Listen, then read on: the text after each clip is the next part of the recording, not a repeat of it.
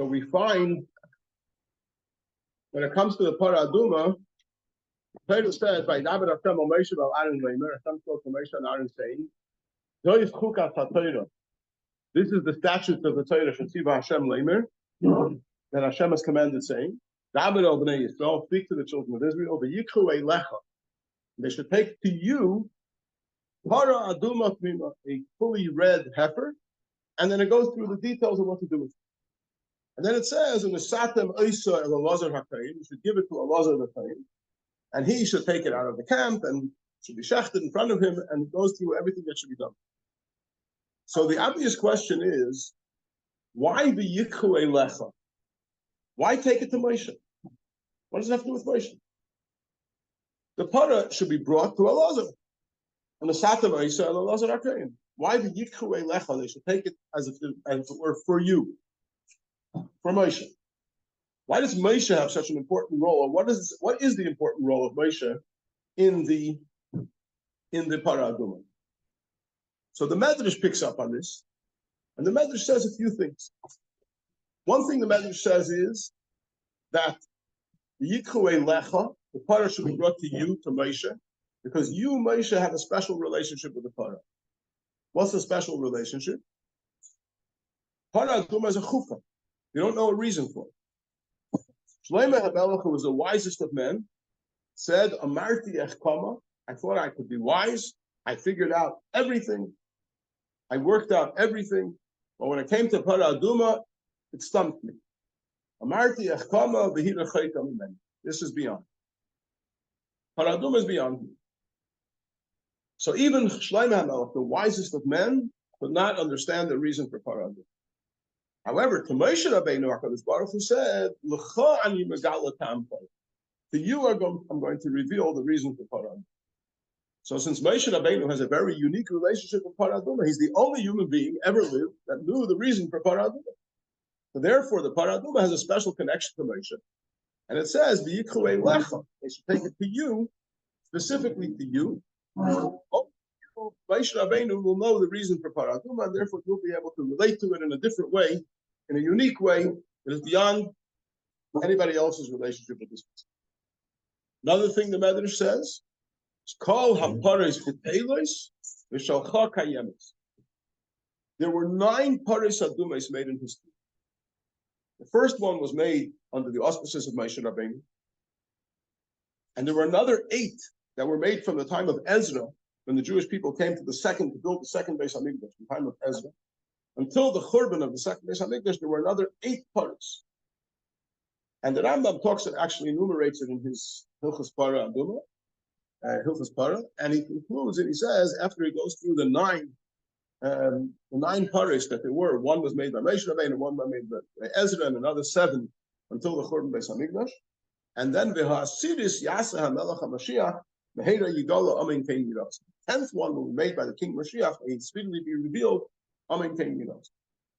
So there were 9 paros adumas. The only one that lasted was Moshe Rabbeinu's parah. Every parah aduma that was ever made, and the one that will be made, has to have in it included, mixed in, the ashes of Moshe Rabbeinu's parah. And for Moshe Rabbeinu's parah, they took some of the ashes and they put it away in the mishmeres to be preserved. In the Beis Hamikdash, they always kept some of the ashes of Moshe Rabbeinu's parah. So shalcha kayemes, your parah aduma will last, the others will not. So Moshe Rabbeinu has a special relationship with Parah Aduma in these 2 aspects. First of all, he's the one that knows the reason for Parah Aduma. And second of all, his Parah Aduma will last. So the question is, what is the significance of Moshe Rabbeinu's relationship with Parah Aduma, unique relationship with Parah Aduma? What does Parah Aduma have to do with Moshe Rabbeinu?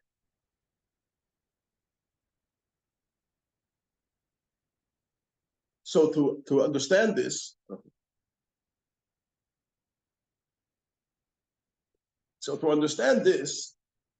it will help. We get a perspective on Parah Aduma. Rashi, in Parshas Chukat, does something very unique. It doesn't do it very often. He goes through the whole Parshas Parah, and every pasuk he gives his comment. And then at the end of the entire Parshas Parah, Rashi starts all over again. And he says there's an incredible medrash, which I found in the works of Rabbi Hadarshan. And the medrash interprets this whole parsha in the following way. You can grab a chumash.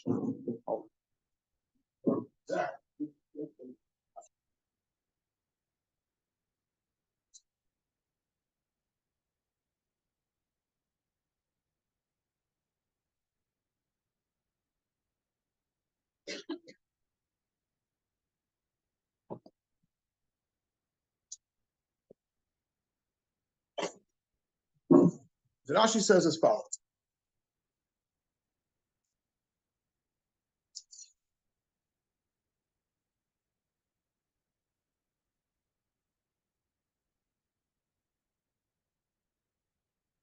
He says, "Umedrash Haggadah ha'takti mi'aseidish of Ramesha Hadak." I'm tapping over here a medrash, which I found in the works of Ramesha Hadak. And this is what the medrash says. Yikhuei lecha. It says in the pasuk they should take Mishalahem. They should take it. The Yidden should take it from their own possession. Just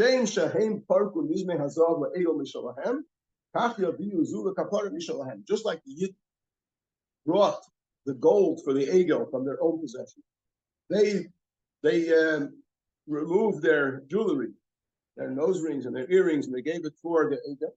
So that the para aduma, which is an atonement for the egel, they should bring from their own possession.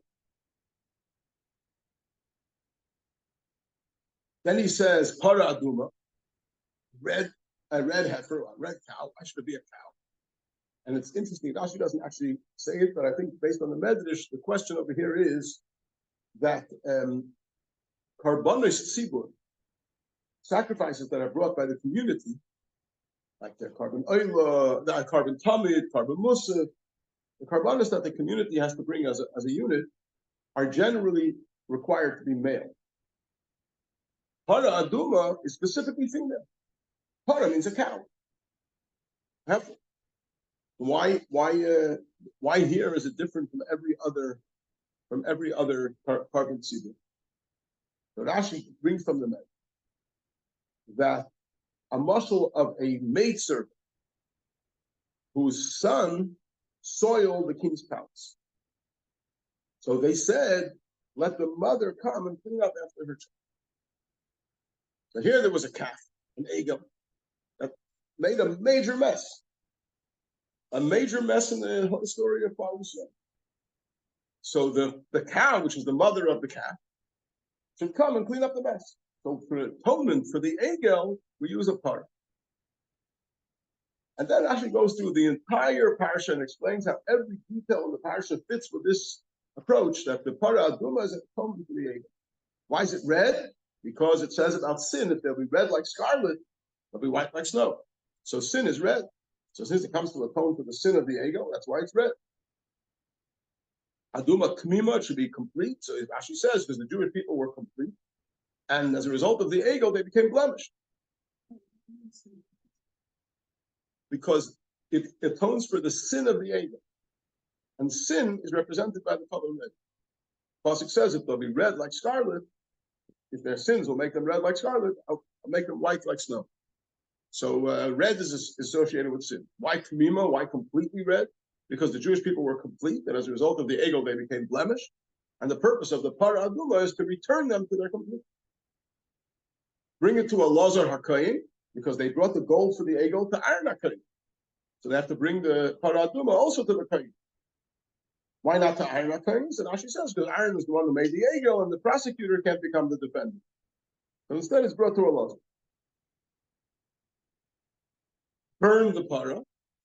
Rashi says, just like Moshe Rabbeinu burned the egel.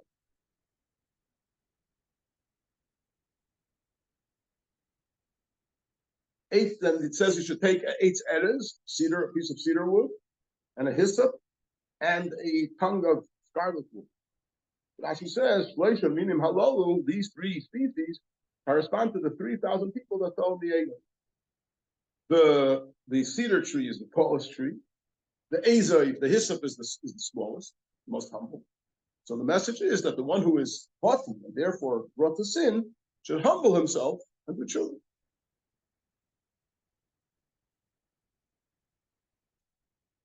and it will be atoned for. Lemishmeres says that some of the ashes should be kept preserved on an ongoing basis, because it says by the Egel that when Moshe Rabbeinu prayed that the Jewish people should be spared, and Hashem accepted his prayer, he said, whenever I punish the Jewish people for whatever I punish them for, I'm going to throw in a bit for the Egel. So the punishment for the Egel is preserved throughout history. Similarly, the ashes of the Parah Aduma, which are an opponent for the Egel, have to be preserved throughout history. So every detail of the Parah Aduma works according to the fact that it's an atonement for the Egel. Just like the Egel made all those involved in it impure, so the Parah Aduma makes impure those that are involved in it. Just like the Jewish people were purified with the ashes of the Egel, so Moshe Rabbeinu, after he burnt the Egel, scattered the ashes on the water, and he sprinkled the water on the Yidden. So, the Parah Aduma is also, the ashes are mixed with water and sprinkled. Did I say sprinkle the water? He didn't sprinkle. He gave them to drink. Those that were suspected of serving the Egel, he gave them to drink.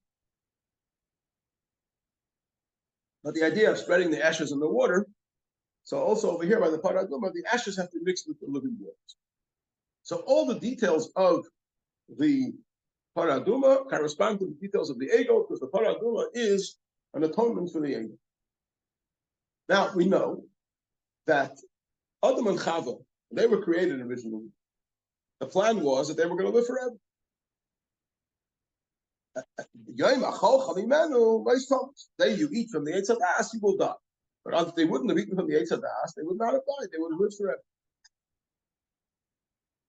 Why did their offspring also die?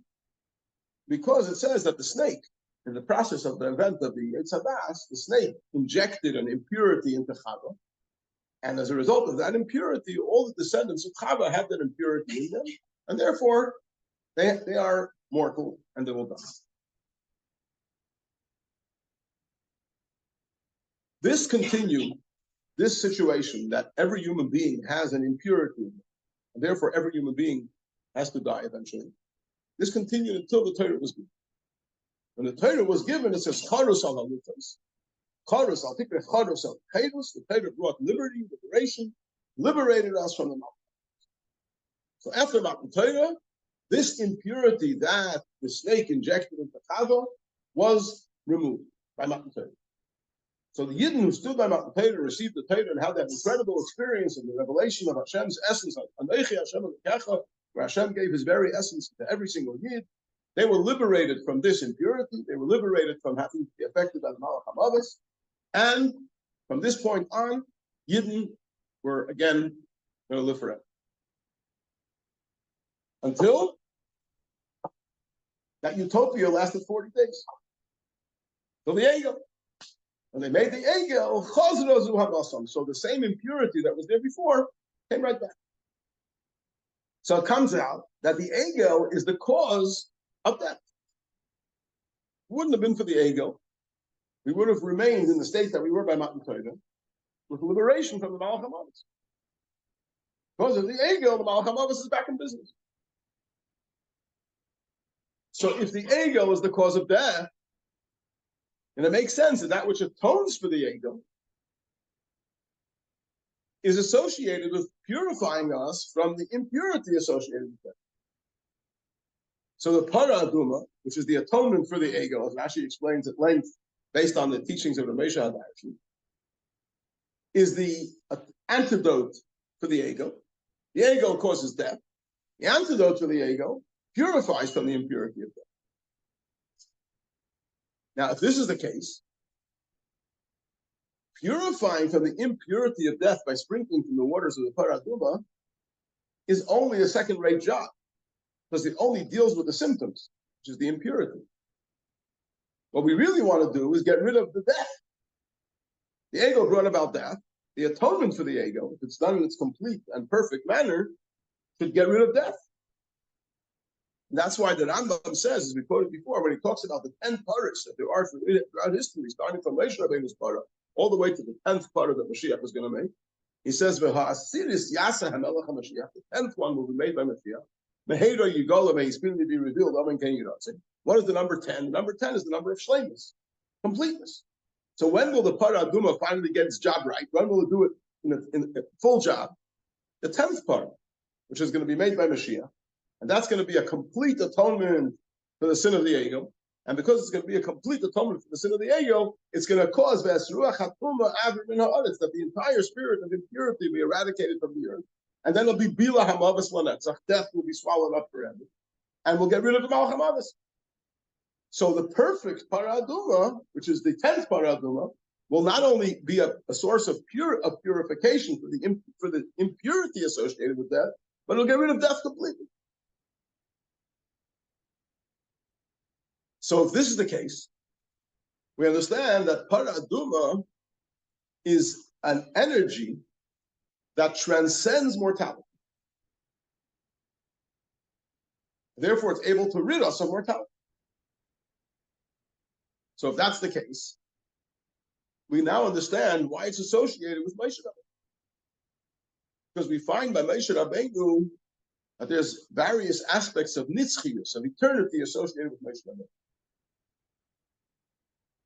Gemara says, although the first Beis Hamikdash was destroyed by the Babylonians, the second Beis Hamikdash was destroyed by the Romans, but the Mishkan that Moshe Rabbeinu made was never destroyed. The Beis Hamikdash was built, so the Mishkan that Moshe Rabbeinu made was hidden under the tunnels under the Beis Hamikdash. It was concealed, but it wasn't destroyed. Because Moshe Rabbeinu's handiworks cannot be destroyed. Anything Moshe Rabbeinu makes lasts forever. There's a certain eternity to Moshe Rabbeinu, and whatever Moshe Rabbeinu makes can't be destroyed. Similarly, another Gemara in Satan, the Gemara talks about the passing of Moshe Rabbeinu and various aspects that the Gemara discusses in connection with the passing of Moshe Rabbeinu. And then the Gemara brings an opinion that Lo Nes Moshe never died. Just like until his passing, he was serving Hashem and the Jewish people and making that connection between Hashem and the Jewish people. Afkan Eimad the Meshamash. Moshe Rabbeinu is still at it. He's going strong, full force forward. He never retired. Moshe Rabbeinu is still functioning as that liaison between Hashem and the Jewish people. He's looking after the Jewish people from wherever he is. He's Lo Nes Moshe. Moshe Rabbeinu never passed away. Malahalo Eimad the Meshamash Afkan. And there's various explanations of what exactly that means. How is it unique to Moshe Rabbeinu? We find by all tzaddikim, we find this idea that tzaddikim, even after their passing, they're considered alive. But the Gemara says it uniquely about Moshe Rabbeinu. Because Moshe Rabbeinu transcends mortality. One of the explanations is that through the Zohar says that it's an extension of Moshe Rabbeinu and everything. So it comes out that Moshe Rabbeinu never really dies. His neshama just invests itself in the tzaddik of each generation. But Moshe Rabbeinu transcends the whole idea that something would perish, something would die. Moshe Rabbeinu transcends. And therefore, Parah Aduma, which transcends mortality, is the antidote to the ego which brought about mortality, is associated with Moshe Rabbeinu. Now, all this can be appreciated much better when we understand that Hashem Elokim Emes, Hu Elokim Chai. Hashem was the God of truth, He is the God of life. The Atem Hadveikim B'Hashem Elokeichem, you who are cleaving to Hashem your God, Chayim Kulchem Hayayim, are all alive today. In other words, Dveikus to HaKadosh Baruch Hu brings life. Death in essence is a lack of Dveikus. Like physically, the neshama is no longer cleaving to the guf is no longer cleaving to the neshama. So the Eibushter is the neshama of the world, and a lack of Dveikus to the Eibushter equals death. That's why tzaddikim, even after they pass away, are called alive, and shoyim, even during the lifetime, are called dead. So what is Moshe Rabbeinu's secret to be able to have this level of life that totally transcends mortality? The fact that Moshe Rabbeinu is the ultimate Veikus to HaKadosh Baruch. He's completely devoted with Mesiras Nefesh to the Eibushter and Torah and Klal Yisrael, and therefore he is life. That which is not life doesn't pertain to him, because when there is Veikus to HaKadosh Baruch Hu, there is life. So if it comes out that even though today we don't have a Parah Aduma, so the Beis Hamikdash will be rebuilt very speedily, but we nevertheless have spiritually, we have something that is similar to the Parah Aduma, and that is the Kayach HaMesiras Nefesh that there is in every youth. We learn in Tanya that every yid has the potential, the capacity for Mesiras Nefesh. It just has to be aroused. Deep down, every yid has the capacity for self-sacrifice. So that is the para aduma within every single yid. That's the Kayach HaMesiras Nefesh. And the Kayach HaMesiras Nefesh inspires that all the mitzvahs that we perform should be performed with this dedication of Mesiras Nefesh. As we learned in Tanya, that there is the Kayach HaMesiras Nefesh that is deep in the subconsciousness of every Jew. And then we learned how one can, the various contemplations that are necessary to be able to bring this to the forefront, and it should be available in everything that we do. So whenever we're faced with a challenge, like for example, a person feels a bit comfy bothered, a bit lazy, and is too lazy to get himself to do a mitzvah. So he says to himself, if I love Hashem to such an extent that I'm ready to die for Hashem, every yid is, then surely I'd be ready to give up a bit of laziness, a bit of comfy botheredness to do the mitzvah. If he's tempted to do an Aveda, says to himself like this, an Aveda separates me from Hashem. Not to be separated from Hashem, I would even give up my life, because every yid would give up his life, not to serve Avodah Zarah, not to shmatzach, not to give up his Yiddishkeit, because he doesn't want to separate himself from Hashem under any circumstance. So then, if I know that the Aveda is separating me from Hashem, that dedication will inspire me and push me that I shouldn't do the Aveda because it's going to separate me from Hashem, and I don't want to be separated from Hashem under any circumstance. So there's the power of Mesiras Nefesh itself. And there's the influence of the power of the system. Just like there is the para of Moshe Rabbeinu, and then there's the impact that the para of Moshe Rabbeinu had on all the other paras. We said we have to mix in some of the ashes of the para of Moshe Rabbeinu into all the other paras. Shalcha Kayemes, your para, Moshe Rabbeinu's para, will last forever. Because Moshe Rabbeinu represents that Dveikus, which is comparable to Mesiras Nefesh. And that permeates and inspires everything that we do. On a practical level. A yid davens. A yid starts his day with davening. The exercise of davening is an exercise in arousing the Kayach HaMesiras Nefesh, inspiring ourselves to have that power of Mesiras Nefesh to be brought to the fore. And the apex of it, the climax of it, is when we say Shema Yisrael, Hashem Elokeinu, Hashem Echad. So a yid declares Shema Yisrael, Hashem Elokeinu, Hashem is our God. Hashem Echad, Hashem is one and only. I give myself over completely. There's nothing else. There's no distractions. Just close your eyes. Hashem Elokeinu, Hashem is what it's all about. Hashem Echad, Hashem is one and only. And that moment, he is arousing within himself the power of Mesiras Nefesh. But that has to inspire the behavior of the person the entire day. So there's the moment of Mesiras Nefesh, which is by Krishma or by Tefillah, by davening. And then there's the inspiration that comes through the Mesiras Nefesh, the way it carries us through the day. Similar to you have the ashes of Moshe Rabbeinu's para, which is the Kayach HaMesiras Nefesh itself. Moshe Rabbeinu was the Kayach HaMesiras Nefesh. And therefore, the para Aduma associated with Moshe Rabbeinu is that Kayach HaMesiras Nefesh. And that is the influence that that has on all the other paras. That's like the influence that our davening has and are arousing the power of Mesiras Nefesh on all the rest of the thing. Now, this is very much associated with coming from Gimel Tammuz. Yesterday was Gimel Tammuz, 30 years. When every thinking person realizes that there's something phenomenal going on. It's 30 years since Gimel Tammuz Tavshin and Dalit. And we see, and wherever we look, we see the Rebbe and everything that the Rebbe is achieving alive and strong and going forward with tremendous energy. So that's the idea of loy mes Moshe. When a tzaddik is bottled to the Eibishter, is devoted to the Eibishter, probably slow, with tremendous ava to the Eibishter, tremendous ava to Torah, and tremendous ava, love of every single yid, like Moshe Rabbeinu. He's the extension of Moshe Rabbeinu. So by Moshe Rabbeinu, there's this power of eternity. It's loy mes Moshe.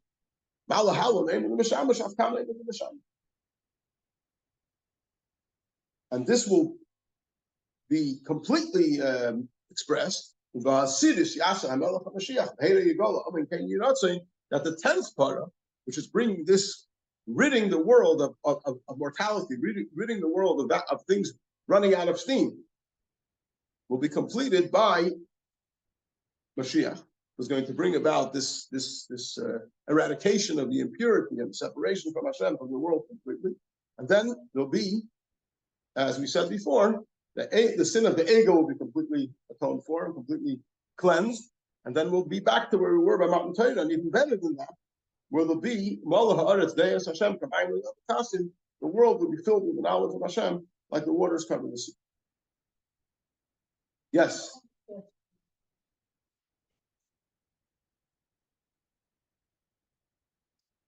The paraduma. Hear what you said. The 8th Parshas of Dumas, yeah, that were made during the second Beis Hamikdash.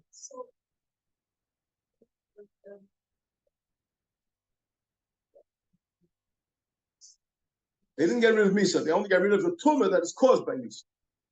But the ultimate paraduma, which Mashiach is going to make, its task is not it's not going to be just getting rid of the tumah from Misa, but in other words, you can deal with the symptom. You have to deal with the cause. The cause of that tumah is the concept of Misa itself. The concept of Misa was brought about as a result of the ego. And when we get rid of the ramifications of the ego, then we'll be able to fully benefit from what was given to us by Matan Torah. And we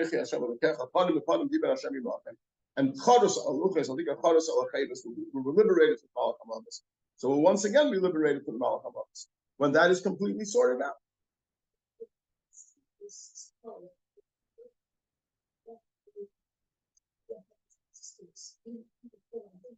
Right? It's a process. It's a process.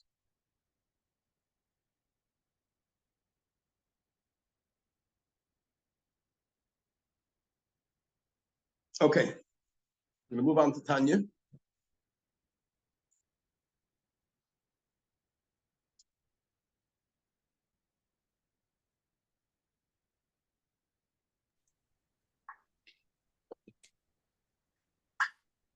I heard a phenomenal story last.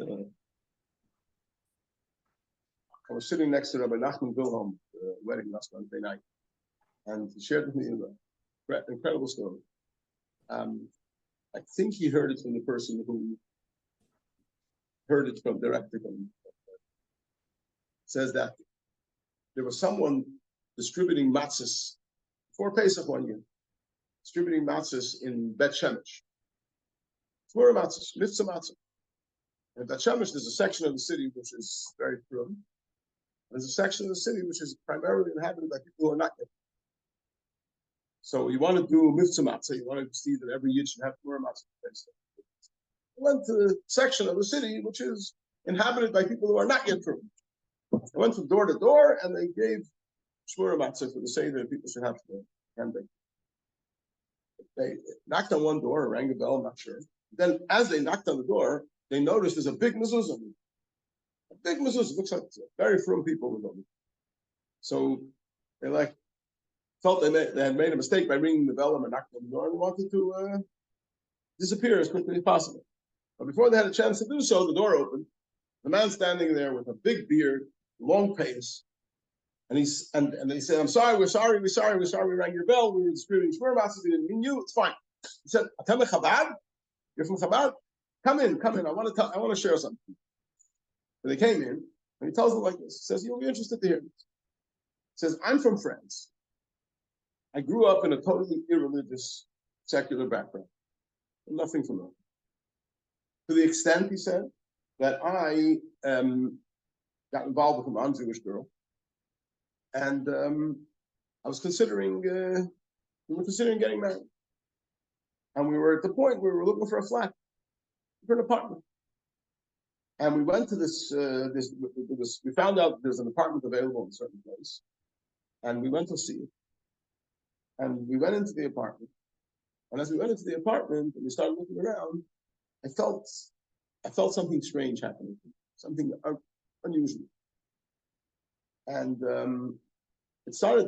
thought came into my mind, which I never thought of before. I'm Jewish. This fiancée of mine is not Jewish. What, does it really make sense that I should marry her? Why would a Jew want to marry a non-Jew? It doesn't fit. And it was really, and the girl said to him, "Are you okay? You look like something's not right." He said, "No, don't worry, it's okay." She said, "No, don't tell me it's okay. You don't look right. What's the matter? Tell me what's the matter." He says, "I'll tell you. I'm just the thoughts that are coming to my mind. You know that I'm Jewish?" He says, "Yeah, I know that you're Jewish." He says, "You're not Jewish. So do we really belong together? Really, does it make sense that we should marry each other?" She says, "Why not? It was never a problem before." He says, "Yeah, I know, but suddenly I just can't shake off this feeling that's not right. I'm Jewish, you're not Jewish, we don't belong together." Anyway, and as they're looking at this apartment, he said, you know what, I can't get it. I'm sorry, I'm breaking it. Anyway, he didn't really know what got hold of him, but let's say he decided he's breaking it. Since he became more aware of his Jewishness, he decided he wants to go to Eretz Yisrael. He went to Eretz Yisrael, and Eretz Yisrael he started getting more involved in Yiddish kind until he, by yeshiva or whatever, he became a Balchuk. Full-fledged Balchuk. And he married, then he set up a home, a family, everything. Wonderful. So one day, I'm looking at this flyer, at this brochure, and I see a picture of a building. And it looks very familiar. And I'm looking at it, and it dawned on me that this is the building where I went to see that apartment in France. The flyer he saw in Eretz Yisrael, but there was a picture of the building in France. And it looks at the caption. Caption says, this is the building where the Lubavitcher Rebbe and the Rebbetzin lived when they were in France. Anyway, he did some research, and he found out that the apartment that they went to see was the apartment in which the Rebbe and the Rebbetzin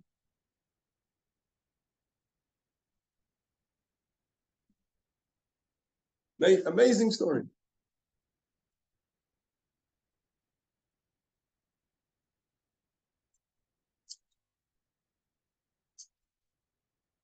So in Tanya, we're on page 152. 287, 288. Thank you very much. That's 287, 288 numbers on the bottom of the page. 287 and 288, the numbers on the bottom of the page. Number on top of the page is 152.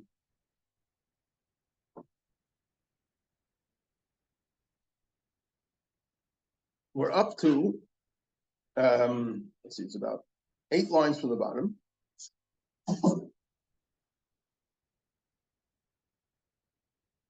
No, I think we're only 4 lines from the bottom. By the words ba'af. So the line starts shalifnei, and right in the middle of the line it says ba'af. 4 lines from the bottom of page 150. So we were discussing last week how the energy, the divine energy of creation, recreates the world every split second from nothing to something. If it would stop recreating the world from nothing to something every split second, the world would revert to total nothingness as it was before creation.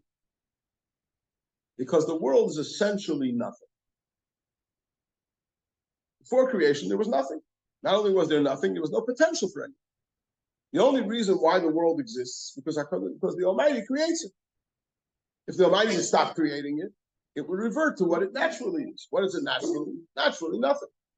So the only reason why the world is in existence is because every split second, the divine energy of creation recreates it from nothing to something.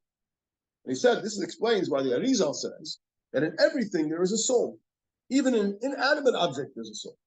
What do you mean by the soul? The soul is the divine energy that creates it from nothing to something. So in a stone, in a piece of earth, there is a soul, because if it weren't for the divine energy recreating it from nothing to something every second, it wouldn't exist. It only exists because there's a divine energy making it exist. That divine energy is its soul. So every single existence in the world has a soul in the sense of a divine energy that makes it exist.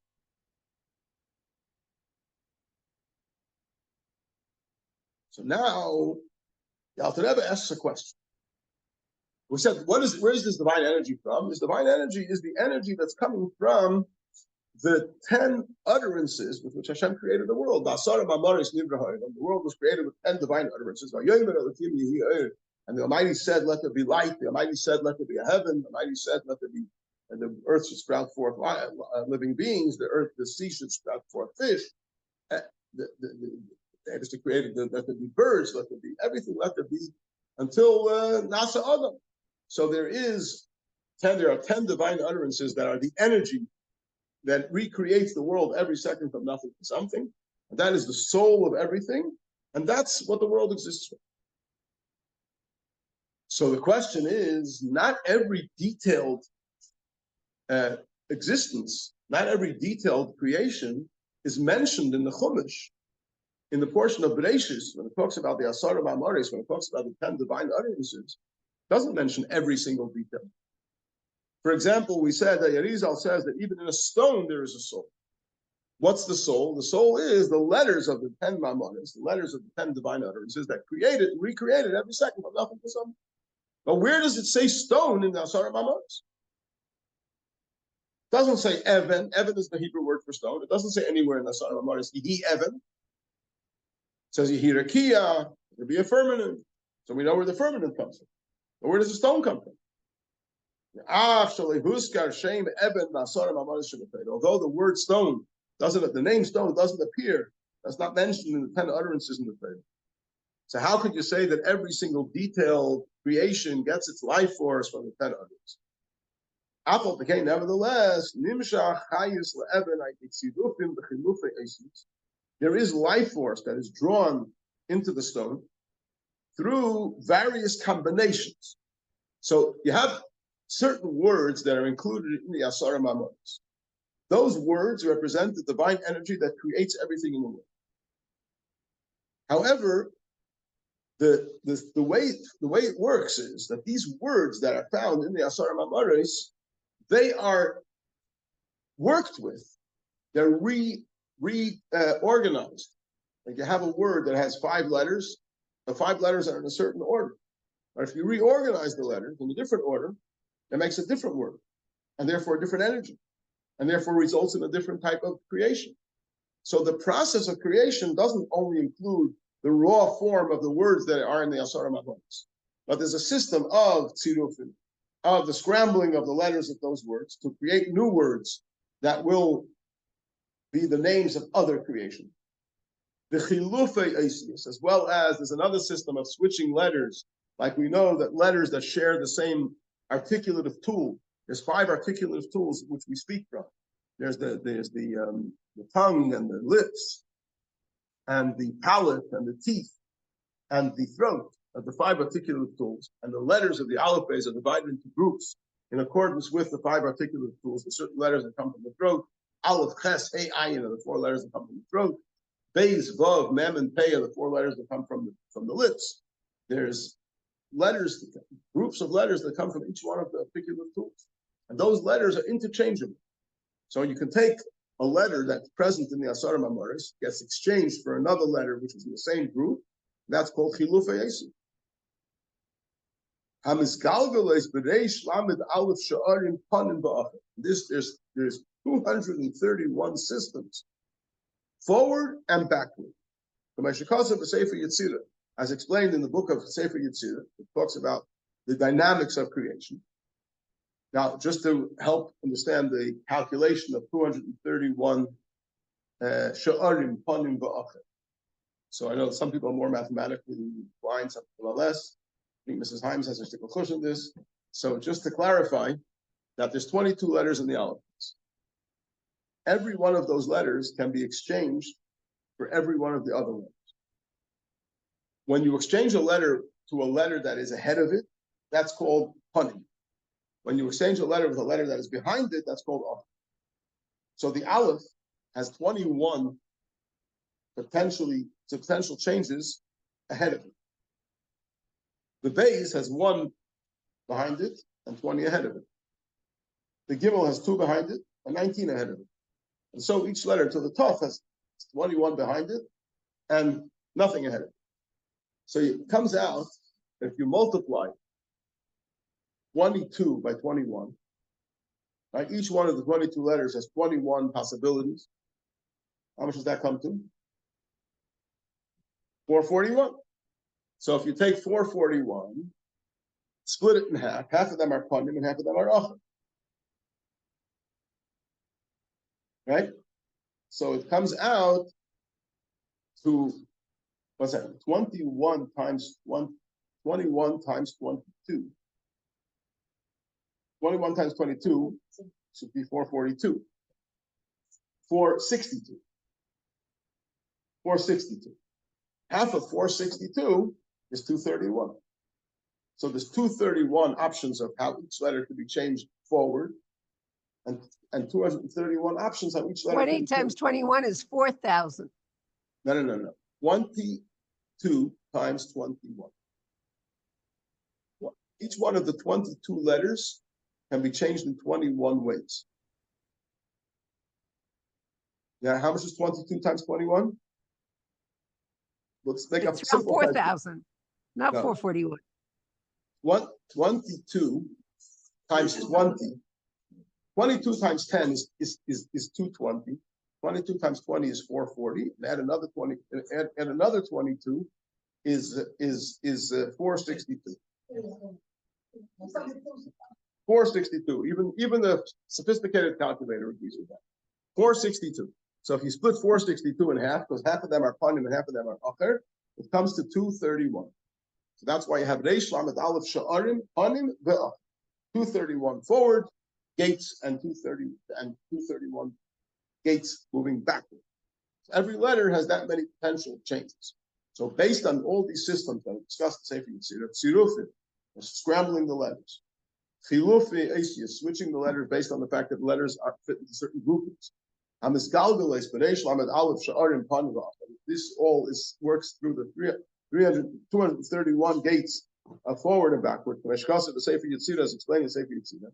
Until it evolves from the 10 utterances in the Torah and all the words that are contained in them, and a combination such as the word Evan, name of a stone, the word for a stone in Hebrew, which is Evan, will come forth from the words of the Asar Mamot.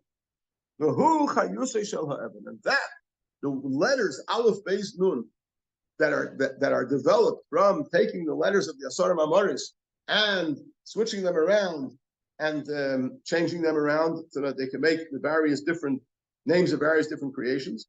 That's the life force of the stone. The same is true not just of a stone, but any created existence in the world. The names that they are referred to in the Holy Tongue, these are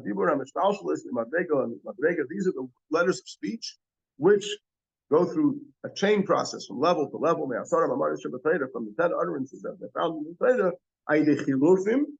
through exchanges, as we said before, that you can change letters by the fact that they belong to the same group.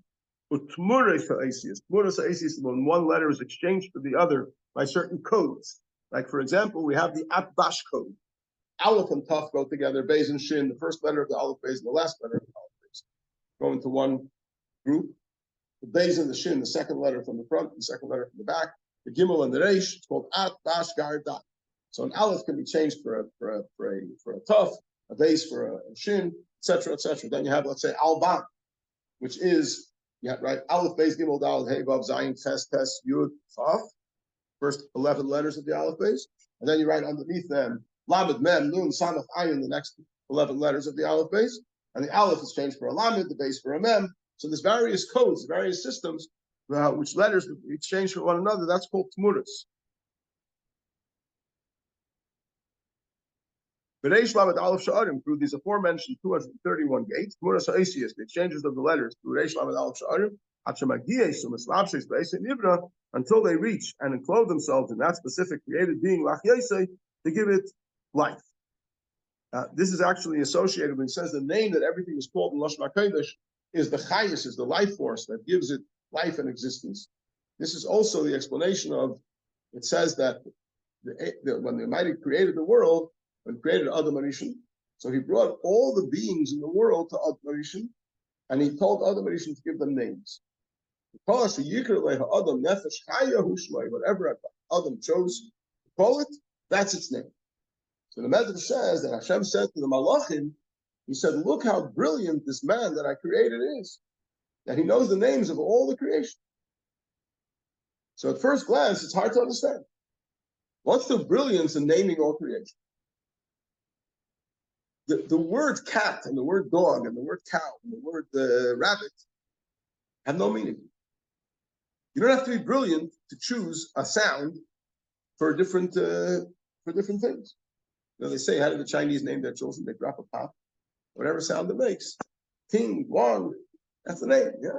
So what's the big deal? Other Moshe gave a name. This is a kelev, this is a chasul, this is a shiur, this is a para. You choose whatever word you want. The answer is that Adam Rishon didn't choose whatever word he wants. Adam Rishon looked at the object. He looked at the animal, the fish, the bird, and he examined what are the energies, the divine energies that are creating it from nothing to something every second. And he was able to recognize in an ox that there's a shin, and a vav, and a resh. That's the divine energy, the form of divine energy that is making this ox into what it is. And therefore, he named it Shiur because he saw that the energy that's creating it from nothing to something every second is composed of a shin, a vav, and a resh in that order. Just like the ingredients on a product are in a specific order, wherever there's a greater presence of a certain ingredient that comes first in the list of ingredients. Yeah, that's why most things have sugar as the first ingredient, right? And then as you go further down the line, it's a smaller proportion. Similarly, a shiur is made up of a shin energy and a vav energy and a resh energy in that order. And a para is made up of a pei and a resh and a hey. And a seh is made up of a sin and a hey. And a gedi is made up of a gimel, a dal, and a yud. Everything. And Adam Rishon named every creature. The brilliance was that he was able to look through that creature and see the divine energy that was creating it from nothing to something. And he named it in accordance with that divine energy. So taking the letters from the Asarim Amaris Shemotayda that create everything from nothing to something, and see how they're being scrambled and rearranged in a way that they make up the uniqueness and the individuality of that creation, that is its name. How the letters of Asarim Amaris are reorganized to make up the uniqueness and the individuality of that creature. Now, one could ask, this is a brilliant topic, but what does it have to do with what we're learning about in Tanya? We're not learning in Tanya here about the fact that there's 10 utterances. We're learning in Tanya about the fact that creation is a continuous process. And it happens to be, it comes from the 10 utterances. If we have a question, where do stones come from when the word stone is not found in the Asarim Amaris? That's a question you should have when you ask when you learn Chodesh. It's not a question that pertains to Tanya. Why does the Alter Rebbe feel a responsibility to deal with that question here in this chapter? What has he said here in this chapter that brought that question about? If you have a question, how could the Asarim Amaris create all the different various creations? That's a general question that you should ask when you learn from creation. The answer is that what Alter Rebbe said over here earlier, when we learned about last week, is that the energy with which Hashem creates every single creation encloses itself in that creation. Enclose itself in the creation means like a hand fits into a glove. The glove has to have 5 fingers in order for the hand to fit into it. The glove has to match the hand. There could be creative energy in the sense, bang, you're creating. But it doesn't necessarily have anything to do with your individuality, with your uniqueness, with your capacity. When we're saying that the divine energy is enclosed in the creation, and that becomes its life force, that means that the divine energy is tailored to the unique capacity of that creation. So the divine energy in a cow is not the same as the divine energy in a lamb. And the divine energy in a horse is not the same as in a mule. The divine energy in an orange is not the same divine energy as in an apple. Because the divine energy that is enclosed in every single existence makes up the uniqueness of that existence, makes up the individuality of that existence. And it's enclosed in it in a way that it fits the details of its being. That means that the divine energy that creates isn't just one size fits all. It's a tailored, specified divine energy that fits the unique character of that creation. So if we say that the letters of the 10 utterances, they are the energy that creates everything and gives everything its life force and encloses itself in every creation, as the Arizal says, that in every single existence, even in inanimate stone, there is a soul. What does it mean there is a soul? A soul doesn't mean a force that makes it beat. A soul means that which encloses itself in it and becomes its individual life. It gives it its uniqueness, it gives it its individuality. So then we must say that divine energy itself has a specific description that makes it the right divine energy to give that uniqueness and that individuality to that creation. So there must be, if there's an Evan in creation, if there's a stone in creation, there must be that the divine energy that creates is also in the shape of an Evan. Because only then could it enclose itself in a stone and become the soul of the stone. But we look through, open up a Chumash, Parshas, go comb it down from beginning to end, you're not going to find the word Evan. So where does a stone get its unique, specified, individualized energy from? Its own soul. Where does that come from? So the Alter Rebbe explains that, yes, that's a very good question. But the answer is that the Asarim Amaris don't just function in the raw state that you see them in the Chumash. The letters of the Asarim Amaris undergo various transformations in which they are exchanged and they're reconstructed and reorganized so that they become the individual life force of every single being, which makes them different from every other being. Now, why is that so important? After all, the theme of this chapter and theme of Shayachut Amunah in general is teach us that there's only Hashem. Hashem is one. There's nothing else besides him. So what difference does it make if you have a one-size-fits-all power of creation that just says be, and everything is, or you say that there's a power of creation that encloses itself individually in every single creation in accordance with its unique individuality, and it gives it its uniqueness, and it gives it its individuality. Why is that significant? And the answer is very simple. If you have a power of creation that was greater than everything, and obviously a power of creation is going to be greater than everything, but it doesn't, it's in itself have variation, doesn't in itself have differentiation, right? There's Hashem's infinite power of creation, and then there's the world. So everything in the world, I would say like this, in a general sense, it's completely nullified and subservient to the divine. Because if not for the divine, it wouldn't exist. But now that it exists, everything has a uniqueness. Where does this uniqueness begin? This uniqueness begins in the creation, in that created being. That's the uniqueness of that created being. So that's the first place where this unique character surfaces. So then I have to give that creation the importance, the respect, the fact that it has that unique quality. That's very special. But when I realize that the reason why every creation has a certain individuality, why it has a certain uniqueness, why it has a certain character, is because it's a reflection of that character and that uniqueness and that individuality in the divine energy that's creating it, so then it's nullified to the godly energy, not only in a general sense, but also in an individual sense. It has nothing that is not completely indebted to the divine energy that's creating. Its general existence is only a manifestation of the divine energy, and its uniqueness and its individuality. And it is also only a manifestation of the divine energy that's creating it. So the bittul ha'ilam, the self-nullification of the world, the fact that the world is nothing other than Hashem, is brought out in a much stronger way when you understand this concept, that every single creation has a specifically tailored, individualistic energy, that is divine energy, that is creating it from nothing to something every second to be exactly what it is. And therefore, there is no aspect of creation which is uniquely creation and not creator. Every detail of creation is only a reflection of the creator and his energy. And therefore Hashem is one and only, and there's nothing else besides. Because whatever you see is only the reflection of that character in godliness.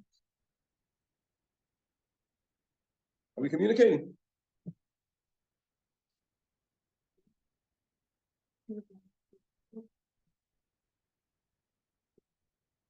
No, we're talking about the soul that there is, the life that there is in every single existence.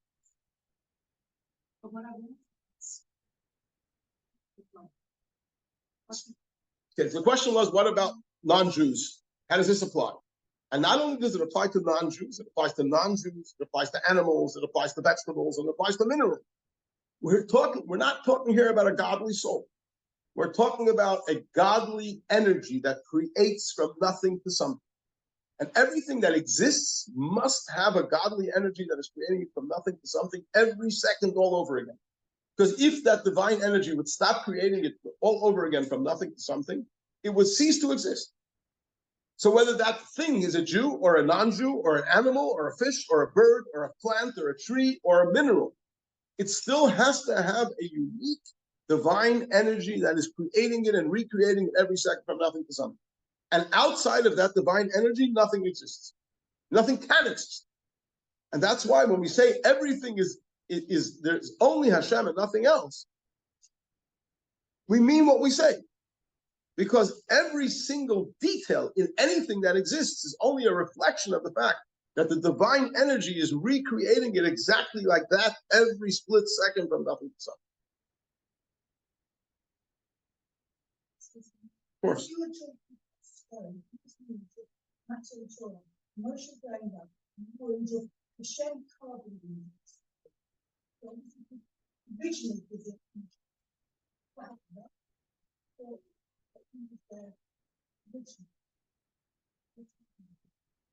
Okay.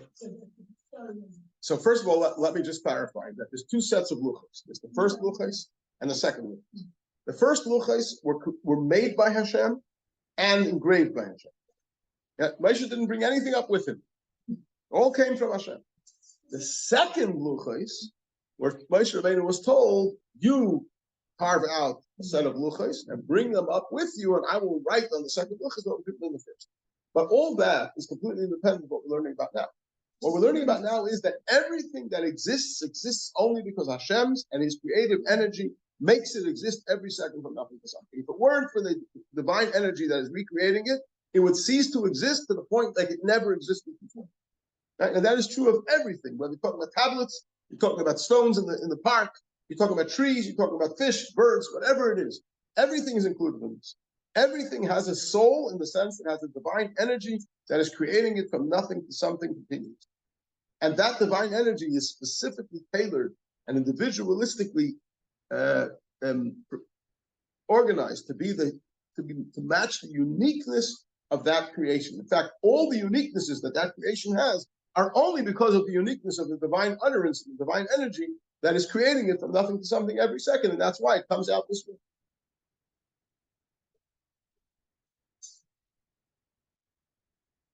And he was able to recognize in every single creation the divine energy that is creating it, exactly. Whether he knew how that was arrived at, I don't know if that's significant. But he definitely knew what energy it is that is creating this thing from nothing to something. He was able to see it.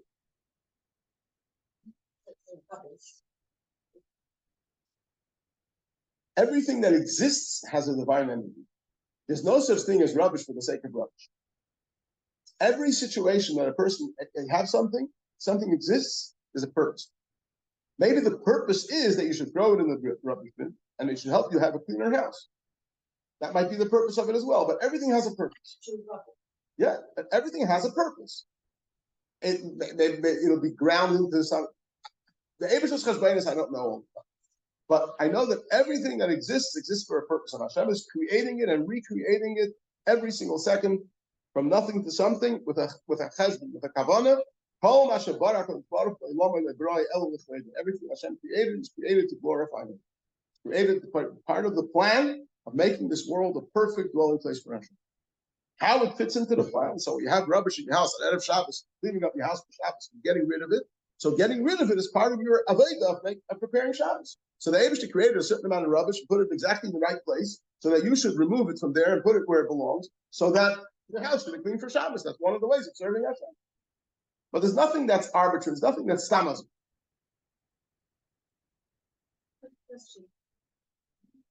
Everything is created up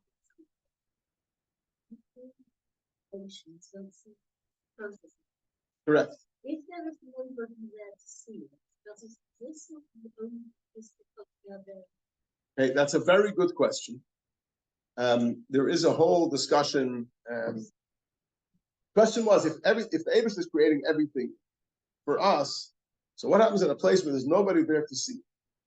Does it exist also then, or is it exist only when somebody can see? So it's an interesting question. There's actually Professor Beraner in his good days was one of his favorite subjects because his expertise in science is about proving scientifically that life behaves differently when it's being observed as to when it's not being observed. It's completely beyond my. And he discussed this idea.